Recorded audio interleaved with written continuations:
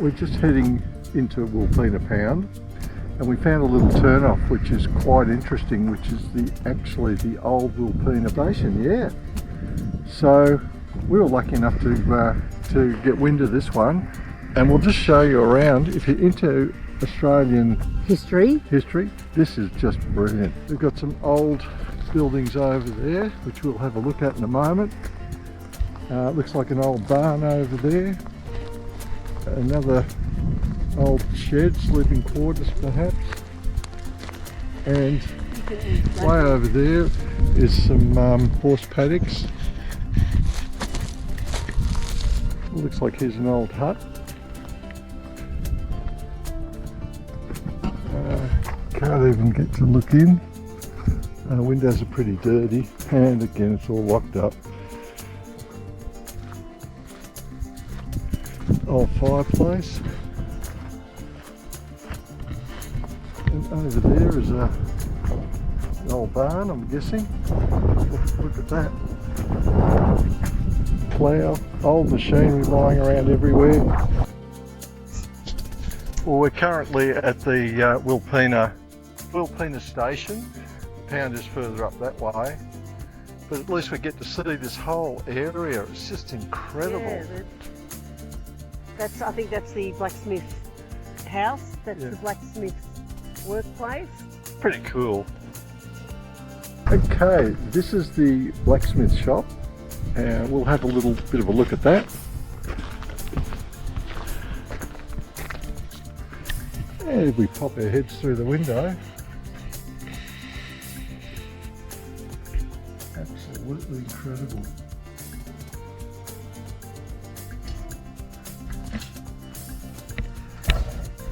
Even a grindstone.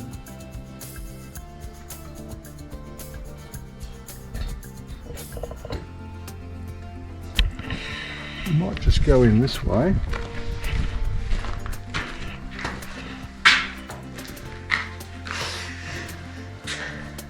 So that would have seen a few horseshoes on its day. Fencing, nails and... Wow. Just about anything metal you need would have to be made here. There's information sheets, grinding wheel.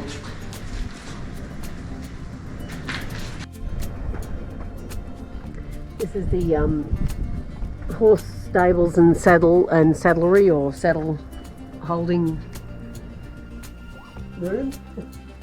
Tack room. Tack room, yep. And then if we have a look around here is where the horses were kept. Obviously they had probably 3 main horses. I'll have a crack of the shovel, Robin. Right. Scoop up the poop. Well, there you have it, guys. Yeah, I did some work. Robin actually working in the stables.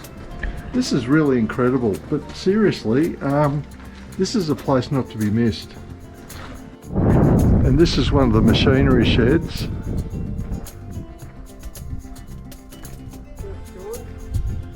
Obviously, not sure what that is. It's mostly cattle and sheep, so not grain or anything. And then ploughing, I suppose they did some. We'll just take a little walk around this building. It is pretty incredible. Looks like we can go in here. Oh, this is like the cellar or the store shed, the larder. Wow, this is where we can get all our food. All the jars.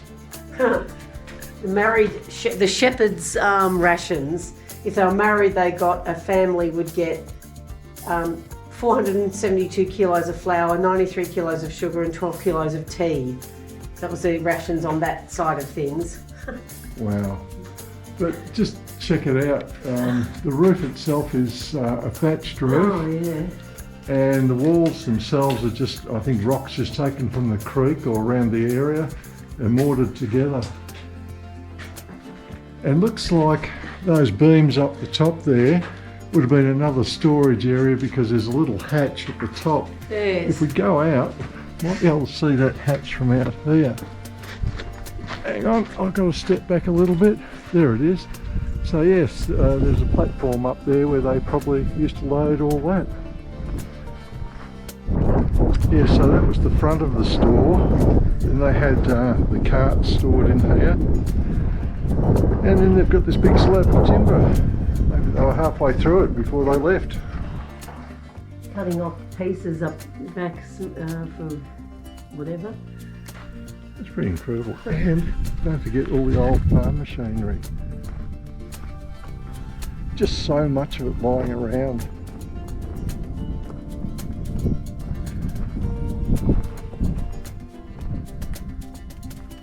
This is fantastic. I mean, it almost looks as though the people have left or abandoned it and that's the end. But yeah, this is incredible. Sorry if it's a bit windy, but It's a pine and pug house. yeah, a pine and pug house. A pine and pug and pine hut. Check it out. The Check out the window's a little window. bit crooked. They maybe Maybe they weren't. They didn't have a spirit level back in the day. the walls are pretty good, but yeah. It's pretty cool. I'll step back a little bit so you can get a better view, but it's pretty incredible. And it's still at least here today, so hopefully nobody sort of destroys anything or damages anything here, so that other people can really appreciate some of our history. Now there's a gap in the door here. I'm going to try and put the GoPro in and we'll see what we can see inside, hopefully.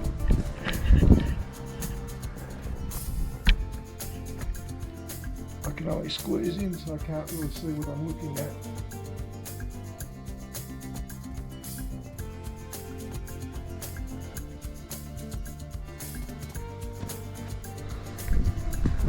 And the padlocks on the door. These are some of the kennels that they used to have for the dogs. Thin one with it and then one there. Now this is interesting because there's a kangaroo just inside the fence here. We'll try not to startle him.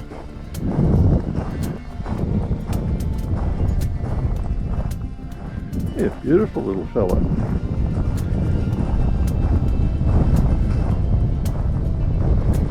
I think they might be used to people by now.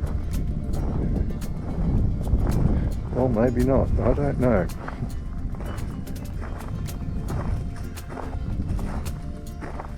Oh, sorry, there was a couple of them. I didn't actually see the big fella here. He's having a bit of a scratch. Hi guys. Oh, they certainly know their way around. So this must be the old homestead itself. We'll have a little walk around. Sorry, Robin? Do you want to eat the vegetables? Oh, The plants. yeah, Robin was saying the kangaroos were after the plants. So this is the homestead.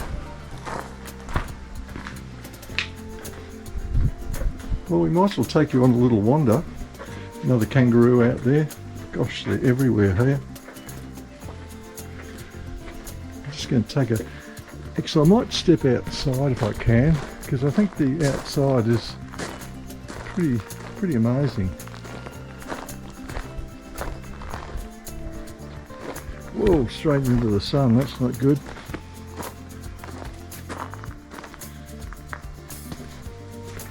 Yeah. Well, I was just about to turn the GoPro off and then I spied a couple more kangaroos. So we might as well have a little look.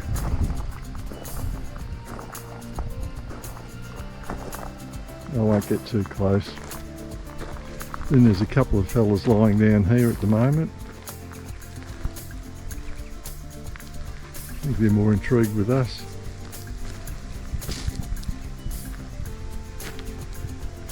They're beautiful, really in great condition. I think a lot of people have been around, so they're not too scared of us.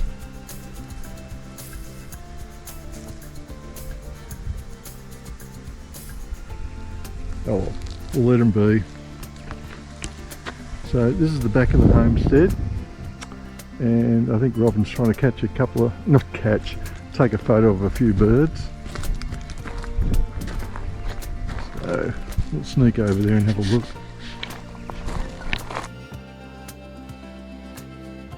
Well, we're at the homestead. We're just going to do a little drone fly around. We'll see how this goes. This is a total experiment, so we'll see what happens. It may or may not work, but it looks like it is. Looks like it's worked well. And just behind me is the chook house.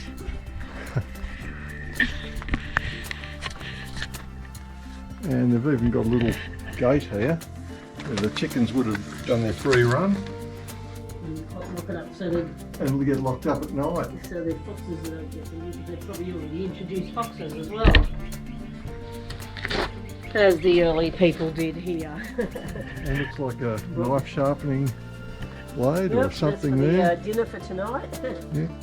It looks like we've got another little shed here. We'll open that one up and we'll have another look inside here. Looks like another sort of shed, maybe for the feed.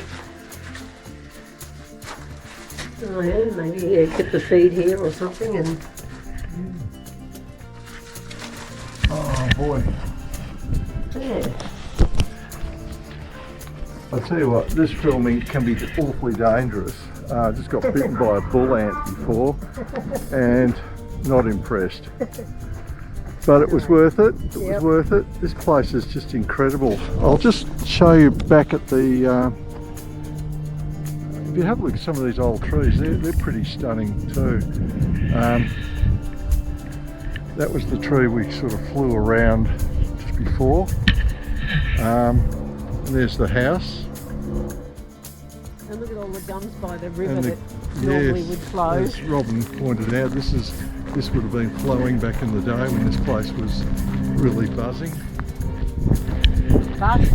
But like everything, yes, it got overused, overstocked, water depleted, years of perhaps drought, and although this one did last for quite a while, into the 1900s. I'll just give you a little look up. That's where the creek, or the creek would have run round through that way, and then again down that way. Well, we're going to head back to the car. I think we can tick this one off the list, can't we, Robin? Yeah, no, this was great. So well preserved and so wonderful to see the buildings, like whether they've fixed them up a bit, which they probably have, but the homestead's still in immaculate condition. It is used as, I think, offices, so you can't go in it. Well, the other thing too is, I don't know whether there's a lot of people that know about this, because when we've been here, we only actually saw one other person. Yes, and then just those two then. And so, like a lot of people really don't know this exists. So, if you're coming to Wilpena Pound, I think you've got to have a look at the old homestead, because look, it's well worth a look. Pack a little lunch, have a look. It's phenomenal. All right, we're going to head back to the caravan park now, maybe with a happy hour, catch up with some of our friends back there, and stay tuned. Well, we're out looking again, and we found something that we thought would be of interest to a lot of people. Yeah. If you're into gum trees, this one's a pretty impressive one, isn't it? Yep. This one's called the Wida, or Wida, W-I-D-A gum tree. And it was made famous by a painter, wasn't it? A photographer. A photographer. Harold Cazneaux. Well, Cazneaux, I think it is. We'll put it down below if we find it. And this one's 500 years old. Check this out. It's not huge. Is amazing. It's huge, but it's really It's very unique. gnarly. Yeah, and it's been ravaged over the years with wind, fire, storms, but it is still growing. That looks fabulous. Yeah, it's great down the base there. And this one next to it, there's probably a younger one, but it's looking healthy too. But that one's got a lot of character. Yeah. That's pretty cool.